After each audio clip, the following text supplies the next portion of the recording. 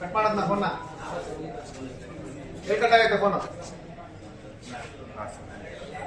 ಮೊಬೈಲ್ಗಳಾಗಿರ್ತಾರೆ ಒಬ್ರು ಯಾರು ಸರ್ ಇರಿ ಸರ್ ಯಾಕೆ ಒಂದು ನಿಮಿಷ 2 ನಿಮಿಷ ಕೇಳಿ ಎಲ್ಲರೂ 2 ತಿಂಗಳಾಗಿ ನಾವು ಗ್ರಾಂಟ್ ಸರ್ಟಿಫಿಕೇಟ್ ಖರ್ಚು ಕೊಟ್ಟು ಒಬ್ರು ರೆಸ್ಪಾನ್ಸ್ ತಗೊಂಡಿರೋದಿಲ್ಲ. ನಾನು ಅದಕ್ಕೆ ಬಂದಿದ್ದೀನಿ.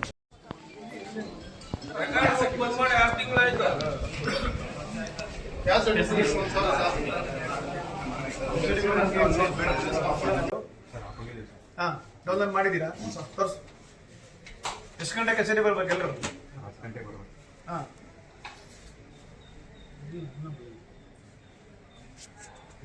ಟೆಕ್ನಿಕಲ್ ಇಶ್ಯೂಸ್ ಇದ್ರೆ ಟೆಕ್ನಿಕಲ್ ಟೀಮ್ಗೆ ಮಾತಾಡಿ ಅದನ್ನ ಸಾಲ್ವ್ ಮಾಡಬೇಕು. ಸರ್ಕಾರ ಆದೇಶ ಮಾಡಿದೆ, ಹೇಳ್ತದೆ ಕೇಳಿ. 10 ಗಂಟೆಗೆ ನೌಕರು ಇರಬೇಕು. ಕತೆ ಎಲ್ಲ ಬೇಕಾಗಿಲ್ಲ. ಎಲ್ಲರೂ ಐಡಿ ಕಾರ್ಡ್ ಹಾಕೋಬೇಕು. ನೀವು ಏನೇನು ಕೆಲಸ ಮಾಡ್ತೀರಾ ಅಂತ ನಿಮ್ಮ ಸೆಕ್ಷನ್ ಮುಂದೆ ಡಿಸ್ಪ್ಲೇ ಮಾಡಬೇಕು. ಅರ್ಥ ಆಯ್ತಾ? ಯಾರ್ಯಾರು ಬಂದಿರೋರಿಗೆಲ್ಲ ಆಬ್ಸೆಂಟ್ ಮಾರ್ಕ್ ಮಾಡಿದ್ದೀನಿ, ನೋಟಿಸ್ ಸರ್ವ್ ಮಾಡಿದ್ರು. ಅರ್ಥ ಆಯ್ತಾನಾ? ಆನೇಕಲ್ ಮತ್ತೆ ಸ್ಪೆಷಲ್ ಟೈಮಿಂಗ್ಸ್ ಕೊಟ್ಟಿಲ್ಲ ಸರ್ಕಾರ, ಎಲ್ರಿಗೂ ಒಂದೇ ಟೈಮಿಂಗ್ಸ್ ಕೊಟ್ಟರು. ನೀವು ಬೇರೆ ನೋಡ್ತೀಯಾ? ಮತ್ತೆ ನನಗೆ APJRS ಕೊಟ್ಟಿಲ್ಲ. ಎಷ್ಟು ಅಪ್ಲಿಕೇಶನ್ ಬಾಕಿ ಇದೆ APJRS ಅಲ್ಲಿ? ಯಾಕೆ ಏನ್ ಮಾಡ್ತೀಯಪ್ಪ? APJRS ಅಲ್ಲಿ ಎಷ್ಟು ಗ್ರೇವಿಯನ್ಸ್ ಅಡ್ರೆಸ್ ಇರುತ್ತೆ ಗೊತ್ತಾ ನಿಮಗೆ? APJRS ಯಾರು ಹೋಗ್ತಾರೆ ಅಪ್ಲಿಕೇಶನ್ ಹಾಕ್ತಾರೆ?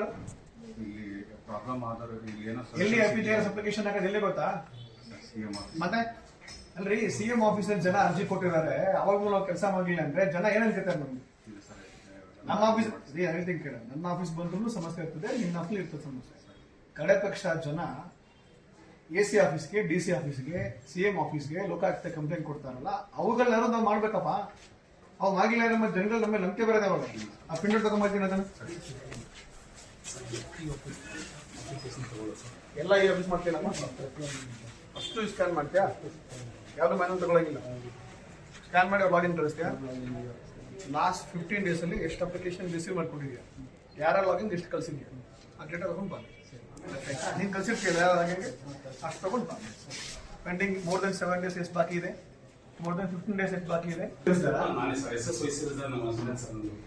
ಈಗ ರೀಸೆಂಟ್ ಆಗಿ ನಿನ್ನೆಯಿಂದ ಕಂಪ್ಲೇಂಟ್ ಬರ್ತಿದೆ ಸ್ಟೇಟ್ ಲೆವೆಲ್. ಏನ್ ಕಂಪ್ಲೇಂಟ್ ಗೊತ್ತಾ?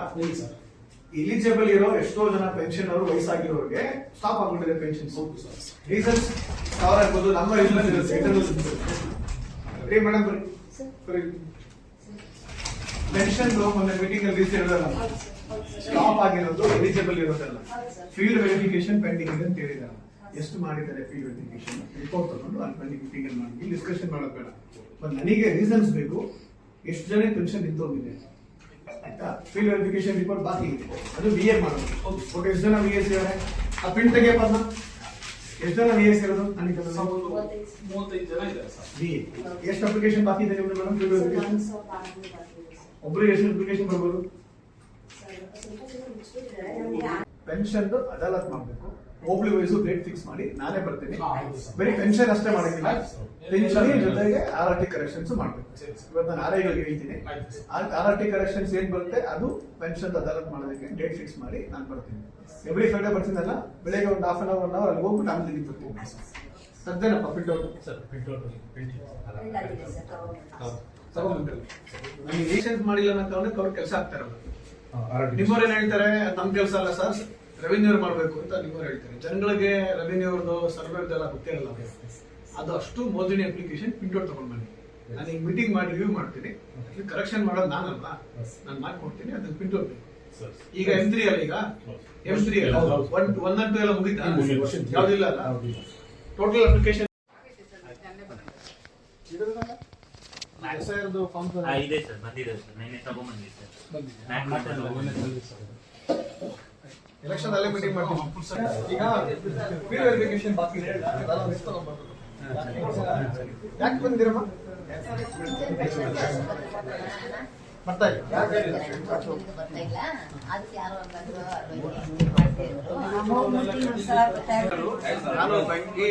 ಬೆಂಗಳೂರು ಸೌತ್ ನಮ್ಮ ಲಿಮಿಟ್ಸ್ಗೆ ಬರುತ್ತೆ ಈ ತಾಲೂಕು. ಕನ್ನಡ ವೆರಿಫೈ ಮಾಡ್ತೀವಿ, ಯಾರು ಏನು ಆತಂಕ ಪಡೋದು ಬೇಡ. ವೆರಿಫೈ ಮಾಡಿ ಯಾರೇ ನಿಜವಾಗ್ಲೂ ಅರ್ಹರಿದ್ದಾರೆ ಅವ್ರಿಗೆ ಕ್ಲಿಯರ್ ಮಾಡ್ತೀವಿ. ಇನ್ನು 2-3 days ಅಲ್ಲಿ ಕ್ಲಿಯರ್ ಮಾಡ್ತೀವಿ.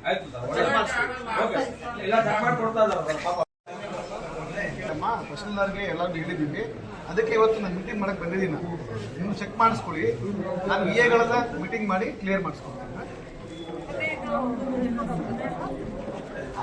ಅಲ್ಲ, ಇದೇನಾಗಿದೆ ಗೊತ್ತಾ, ನಿಮ್ದು ಕ್ಯಾಸ್ಟ್ ಇನ್ಕಮ್ ಸರ್ಟಿಫಿಕೇಟ್ ಅಲ್ಲಿ ಅಮೌಂಟ್ ಜಾಸ್ತಿ ಆಗಿದೆ ಅಂತ ಸ್ಟಾಪ್ ಆಗಿರ್ತದೆ.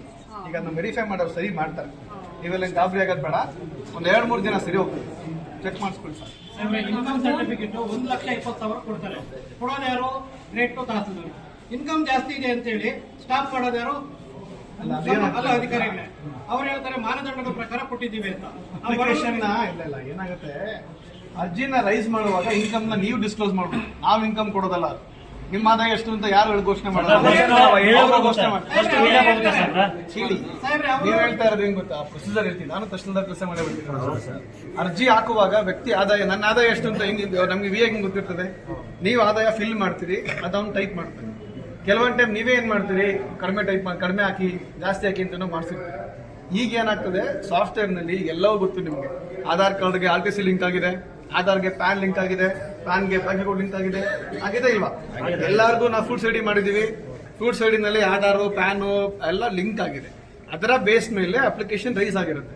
ಈಗ ಬ್ಯಾಂಕ್ ಅಲ್ಲಿರೋ ಸಾಫ್ಟ್ವೇರ್ ಗೊತ್ತಿರಲ್ಲ, ಇವರು ಪೆನ್ಷನ್ ತಗೋತಾರೆ ಬಿಡ್ತಾರೆ ಅಂತ ಗೊತ್ತಿರಲ್ಲ, ಅದಕ್ಕೆ ಇನ್ಕಮ್ ಟ್ಯಾಕ್ಸ್ ಅಲ್ಲಿ ಇರೋ ಗೊತ್ತಿರಲ್ಲ. ಅದೇನ್ ಮಾಡುತ್ತೆ, ಅಪ್ಲಿಕೇಶನ್ ಸಸ್ಪೆಕ್ಟ್ ಮಾಡಿ ಕಳ್ಸುತ್ತೆ. ಆ ಸಸ್ಪೆಕ್ಟ್ ಆಗಿ ಬರೋ ಅಪ್ಲಿಕೇಶನ್ ನಾವು ಮತ್ತೆ ವೆರಿಫೈ ಮಾಡಿ ಅವ್ರು ಕಂಟ್ರೋಲ್ ಮಾಡ್ತೀವಿ. ಅದೊಂದು ಪ್ರೋಸೆಸ್. ಪೆನ್ಷನ್ ನ ಒಂದೇ ಇಲಾಖೆಯಲ್ಲಿ ನಾವಷ್ಟೇ ಕೊಡೋದು, ನಾವಷ್ಟೇ ಮಾಡೋದಾಗಿದ್ರೆ ಸಮಸ್ಯೆ ಇರಲಿಲ್ಲ. ನಮ್ಮ ಇಲಾಖೆಯಿಂದ ಹೋಗಿ ಟ್ರೆಜರಿಗೆ ಹೋಗಿ, ಬ್ಯಾಂಕ್ ಹೋಗಿ, ಸರ್ಕಾರಕ್ಕೆ ಹೋಗಿ ಬರ್ತಾ ಇರ್ತೀವಿ. ಸೆಂಟ್ರಲ್ ಗವರ್ಮೆಂಟ್ ಸ್ಕೀಮ್ ಬರ್ತಾ ಇರ್ತದೆ. ಗ್ರೇಡ್ 2 ಏನ್ ಹೇಳ್ತಾರೆ ಅಂದ್ರೆ, ಇದು ನಮಗೂ ಅನ್ವಯಿಸಲ್ಲ. ಅಲ್ಲಿ ಹೋಗಿ ನೀವು ಅಲ್ಲಿ ಏನು ಅಂತ ಮೀಟಿಂಗ್ ಅಲ್ಲಿ ಹೋಗಿ ವಿಚಾರಿಸಿ ನಮಗ್ ಬರೋದೇ ಇಲ್ಲ ಅನ್ಬಿಟ್ಟು ಕೂಲಂಕುಷವಾಗಿ ಅವರು ನಮ್ಮ ಮೇಲೆ ಧಮಕಿ ಹಾಕಿದ್ದಾರೆ ಮೊನ್ನೆ. ಇದೇ ವಿಚಾರ ಜಿಲ್ಲಾಧಿಕಾರಿಗಳ ಅಧ್ಯಕ್ಷತೆಯಲ್ಲಿ ನಿನ್ನೆ ಸಭೆ ಮಾಡಿ ಜಿಲ್ಲಾಧಿಕಾರಿಗಳೇ ಖುದ್ದು ನನಗೆ ಕಳಿಸ್ತೀವಿ. ಆನೇಕಲ್ ತಾಲೂಕಲ್ಲಿ ಸಮಸ್ಯೆ ಇದೆ, ಈ ತರ ಆಗಿದೆ. ಇಲ್ಲೊಂದೇ ಸಮಸ್ಯೆ ಇಲ್ಲ, ಎಲ್ಲಾ ಕಡೆ ಇದೆ. ಬಟ್ ಬೆಂಗಳೂರಿನಲ್ಲಿ ಇವತ್ತಿಗೂ ರೈತರು ಇರೋದು ಜಾಸ್ತಿ ಆನೇಕಲ್ ಭಾಗದಲ್ಲಿ, ಗ್ರಾಮಾಂತರ ಭಾಗ ಜಾಸ್ತಿ ಇಲ್ಲಿದೆ. ಇಲ್ಲೇ ಜಾಸ್ತಿ ಪೆನ್ಷನ್ಸ್ ಇರೋದ್ರಿಂದ ಚೆಕ್ ಮಾಡಕ್ ಹೇಳಿದ್ದಾರೆ. ಅದಕ್ಕೆ ಬಂದಿದ್ದೀನಿ ನಾನು. ಎಲ್ಲರನ್ನೂ ಮೀಟಿಂಗ್ ಮಾಡ್ತೀನಿ. ಇವತ್ತು ತಹಸೀಲ್ದಾರ್ನ ಅವ್ರನ್ನೆಲ್ಲ ಅಲ್ಲೇ ಕಳಿಸ್ತಿದ್ದೀನಿ, ಬರ್ತಾರೆ. ಇವತ್ತು ಎಲೆಕ್ಷನ್ ಪೆನ್ಷನ್ ಎಲ್ಲ ಮೀಟಿಂಗ್ ಮಾಡಿ ಡೀಟೇಲ್ಡ್ ಆಗಿ ಏನೇನು ಸಮಸ್ಯೆ ಆಗಿದೆ ನೋಡಿ, ಎಲ್ಲ VRಗಳನ್ನ ಕರೆಸಿ 1 ವಾರದೊಳಗಡೆ ಎಲ್ಲರೂ ಹೋಗಿ ಇವನ್ನೆಲ್ಲ ವೆರಿಫಿಕೇಶನ್ ಮಾಡಿ ಅಪ್ಡೇಟ್ ಮಾಡಕ್ ಹೇಳಿದೀವಿ ನಾವು. ಮತ್ತೆ ನಾನು ಮುಂದಿನ ಶುಕ್ರವಾರ ಬರ್ತೀನಿ, ಅವತ್ತು ವೆರಿಫೈ ಮಾಡ್ತೀನಿ. ಎವ್ರಿ ವೀಕ್ ಬಂದು ಚೆಕ್ ಮಾಡಿ ಯಾರಿಗೆ ನೈಜ ಫಲಾನುಭವಿಗಳಿದ್ದಾರೆ, ಯಾರು ಈ ತರ ವಯಸ್ಸಾಗಿದೆ ನಿಜವಾಗ್ಲೂ ಅರ್ಹರಿದ್ದಾರೆ, ಅವ್ರು ಯಾರಿಗೂ ಪೆನ್ಷನ್ ತಪ್ಪಬಾರ್ದು, ಅವ್ರು ಯಾರಿಗೂ ಬೆನಿಫಿಟ್ ಹೋಗ್ಬಾರ್ದು ಅಂದ್ರೆ ಮಿಸ್ ಆಗ್ಬಾರ್ದು ಅನ್ನೋದೇ ನಮ್ಗಿದು. ಅದನ್ನ ಮಾಡಿಕೊಡ್ತೀವಿ. ತುಂಬಾ ಜನ ಒಂದ್ ನಿಮಿಷ 11:30 ಸಮಸ್ಯೆ ಇದೆ, ಸರ್ ಮಾಡಿಕೊಡಿ. ತಾಲೂಕು ಆಫೀಸಲ್ಲಿ ಪೂರ್ತಿ ಸಮಸ್ಯೆಗಳೇ.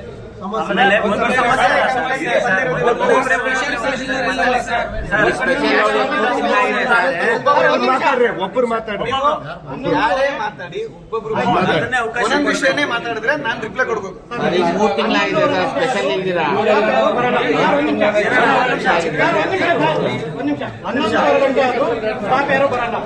11:30 ಬಂದ್ರೆ ಮೊನ್ನೆ ಪ್ರತಿಭಟನೆ ಮಾಡ್ತಾ ಇದ್ದೀವಿ. 11:30 ಬಂದ್ರು. 11:30 ಬಂದಾಗ ನಿಮಿಷ ಇರಿ, ಮಾತಾಡ್ತಾರಲ್ಲ. 11:30 ಬಂದಿದ್ದಾರೆ, ಪ್ರತಿಭಟನೆ ಮಾಡ್ತಿದ್ದೀವಿ. ಸಿಗರೇಟ್ ಸೇರ್ಕೊಂಡು ಹೊರಗಡೆ ಹೋದ್ರೆ 12:45ಗೆ ಒಂದೊಂದು ಪಾಯಿಂಟ್ ಆನ್ಸರ್ ಮಾಡ್ಕೊಡ್ಬೇಕು ನೀವು. ಮೊದಲನೇದು, ಅಧಿಕಾರಿಗಳು ಇಲ್ಲಿ ಆನೇಕಲ್ಲಲ್ಲಿ ಲೇಟ್ ಆಗಿ ಬರ್ತಾರೆ ಅನ್ನೋ ಕಂಪ್ಲೇಂಟ್ ಇದೆ. ಅದಕ್ಕೆ ನಾನು 10 ಗಂಟೆಗೆ ಬಂದಿರೋದು. ಇವತ್ತು ಎಲ್ಲಾರ್ದು ಅಟೆಂಡೆನ್ಸ್ ಚೆಕ್ ಮಾಡಿದ್ದೀನಿ. ಯಾರು ಆಬ್ಸೆಂಟ್ ಆಗಿದ್ದಾರೆ ಎಲ್ರಿಗೂ ಶೋಕಾಸ್ ಲೆಟರ್ ಸರ್ವ್ ಮಾಡ್ತೀವಿ. ಮತ್ತೆ ತಮ್ಗೆಲ್ಲ ಗೊತ್ತಿರೋ ಹಾಗೆ ಹೊಸ ಸರ್ಕಾರ ಬಂದ ಮೇಲೆ ಎಲ್ಲರೂ ಕೂಡ 10 ಗಂಟೆಗೆ ಕರ್ತವ್ಯ ಆಪ್ ಅಲ್ಲಿ ಡೌನ್ಲೋಡ್ ಮಾಡಿ ಅಪ್ಲಿಕೇಶನ್ ನಲ್ಲಿ ಅಟೆಂಡೆನ್ಸ್ ಹಾಕ್ಬೇಕು ಅಂತ ಇದೆ. ಅದು ತಂಬಲ್ಲ, ಅದು ಜಿಯೋ ಫೇಸ್ಬುಕ್, ಅದು ತಂಬಲ್ಲ, ಅದು ಫೋಟೋ ತೆಗಿಬೇಕು. ಫೋಟೋ ತೆಗೆದೇ ಮಾಡಬೇಕು. ಸಾಮಾನ್ಯ ಜನಕ್ಕೆ ಕುಂದಿಸಲ್ಲ. ಈ ಒಳ್ಳೆ ಬಟ್ಟೆ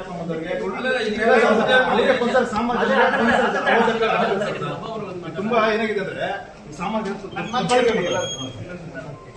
ಎಲ್ಲಾ ಕಂಪ್ಲೇಂಟ್ಸ್ ನೀವೇನೇನೆಲ್ಲ ಕೊಟ್ಟಿದ್ದೀರಿ ಎಲ್ಲರೂ ಕಂಪ್ಲೇಂಟ್ಸ್ ತಗೊಂಡೇ ಬಂದಿರೋದು. ಸುಮ್ಮನೆ ಬ್ಲೈಂಡ್ ಆಗಿ ಈಗ ನಾವು ಆಕ್ಷನ್ ತಗೋಬೇಕು ಮಾಡಿದೀವಿ, FIR ಮಾಡಿದೀವಿ. ಅವ್ರು ಬೇಲ್ ತಗೊಂಡು ಕಾನೂನು ಪ್ರಕ್ರಿಯೆ ನಡೀತಿದೆ. ಜೊತೆಗೆ ರೆಕಾರ್ಡ್ ಸ್ಕ್ಯಾನಿಂಗ್ ಆಗ್ತಾ ಇದೆ, ಎಷ್ಟು ಸ್ಕ್ಯಾನ್ ಆಗಿದೆ, ಎಷ್ಟು ಅಪ್ಲೋಡ್ ಆಗಿದೆ, ಯಾಕೆ ಸಿಗ್ತಾ ಇಲ್ಲ ಅಂತ ಕೇಳಕ್ ಬಂದಿರೋದು. ನಾನು ಹೇಳ್ತೀನಿ ಕೇಳಿ, ಟೈಮಿಂಗ್ಸ್ ಆಗಲಿ, ರೆಕಾರ್ಡ್ ರೂಮ್ಸ್ ಆಗಲಿ, ಪೆನ್ಷನ್ಸ್ ಆಗಲಿ, ಎಲ್ಲ ಈಚ್ ಅಂಡ್ ಎವ್ರಿ ಸೆಕ್ಷನ್ ನ ರಿವ್ಯೂ ಮಾಡ್ತೀವಿ. ರಿವ್ಯೂ ಮಾಡಿದ್ಮೇಲೆ ನಾನು ನಿಮ್ಮ ಹತ್ರ ಮಾತಾಡ್ತೀನಿ. ಅದನ್ನ ಎಲ್ಲಾ ಸಮಸ್ಯೆಗಳು ತಿಳ್ಕೊಂಡೇ ಬಂದಿರೋದು ನಾವು. ಅಲ್ಲಿ ಸರ್ವೆ ಆಫೀಸ್ ನಲ್ಲಿ ಈಗ 2,000 ಫೈಲ್ಗಳು ಪೆಂಡಿಂಗ್ ಇದೆ. ರೈತರು ಅದಕ್ಕೆ ಈಗ ಹಾಸ್ಪಿಟಲ್ ಅಲ್ಲಿ ಕೆಲವರು ಇದ್ದಾರೆ, ಕೆಲವರು ರಾಮಕೃಷ್ಣ ಅಂತ ಬಿಜೆಪಿ ಡಿಸ್ಟ್ರಿಕ್ಟ್ ಸೆಕ್ರೆಟರಿ ಹೇಳ್ತೀನಿ ಕೇಳಿ.